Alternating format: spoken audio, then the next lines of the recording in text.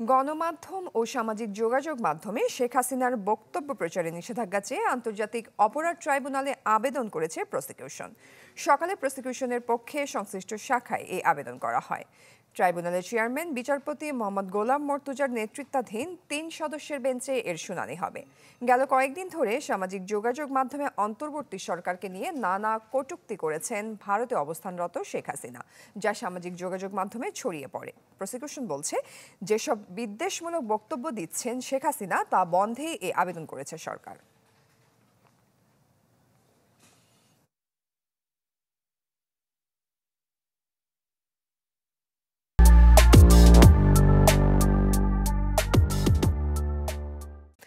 দর্শক, এ বিষয়ে আরো বিস্তারিত খবর জানাতে আমাদের সাথে যুক্ত হচ্ছেন সহকর্মী মাসুদুর রহমান। চলে যাচ্ছি মাসুদের কাছে। মাসুদ, বিস্তারিত কি তথ্য আছে এই বিষয়ে আপনার কাছে? আর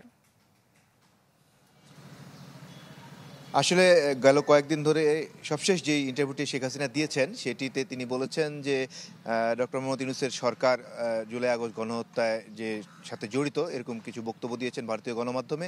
একই সাথে তিনি নিউ ইয়র্কের একটি সংবর্ধনা অনুষ্ঠানে যোগ দিয়ে সেখানেও কিছু অন্তর্বর্তী সরকার নিয়ে কিছু কটূক্তি করেছেন বলে এমন কিছু অভিযোগ আনা হয়েছে এবং তার এই সমস্ত বক্তব্য হেইট স্পিচ ছড়াচ্ছে সামাজিক যোগাযোগ মাধ্যম সহ গণমাধ্যমে এবং বিশেষ করে ভারতীয় গণমাধ্যমগুলো যেগুলো ছড়াচ্ছে সব কিছু বন্ধ চেয়ে মূলত এই আবেদনটি করা হয়েছে, যেখানে প্রসিকিউশন বলতে চেয়েছে যে এগুলো বন্ধ করা জরুরি, না হলে সমাজে এগুলোর বিরূপ প্রভাব পড়ছে।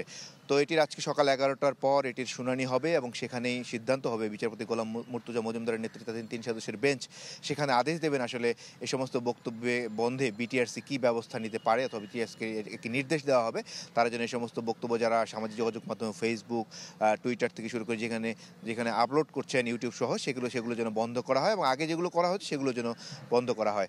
আর এই ট্রাইব্যুনালের যে মামলা রয়েছে, প্রথম যে মামলা 1 নম্বর মামলা, সেটিতেই শুধুমাত্রই আসামি শেখ হাসিনা এবং শেখ হাসিনার সাথে সেখানে তার আগামী 17 ডিসেম্বরের মধ্যে যে প্রতিবেদন দাখিল করতে বলা হয়েছে সেই প্রতিবেদন দাখিলের জন্য দিন ধার্য রয়েছে। এরই মধ্যে কিন্তু আইসিটিতে কিছু শেখ হাসিনা গ্রেপ্তারের বিষয়ে কিন্তু ব্যবস্থা নিতে বলা হয়েছে।